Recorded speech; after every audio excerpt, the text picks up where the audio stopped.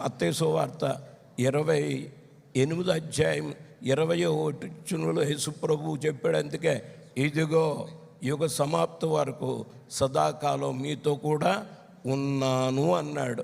అమ్మా వెళ్ళి అవ్వలో మనకు శాశ్వతం కదమ్మా, ఒకళ్ళ తర్వాత ఒకరు వెళ్ళిపోవలసిన వాళ్ళే.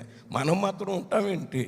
కానీ మనతో ఎల్లప్పుడూ ఉండేవాడు దేవుడు. మీరు చాలా పరిచర్య చేశారు, సేవ చేస్తున్నారు. దేవుడు ఇంకా మీకు తోడుకున్నాడు. మా యేసుపాలు తక్కువడు కాదు. ఇంటర్నేషనల్ సుమనయ్య గారు పేర్లు కూడా మర్చిపోతున్నానమ్మా. 72 నాకు.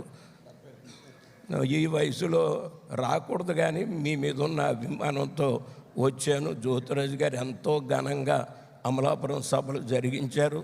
ఆ ఉత్సాహంలో ఉన్నప్పుడు ఇలా జరగడం మాకు చాలా బాధ అనిపించింది.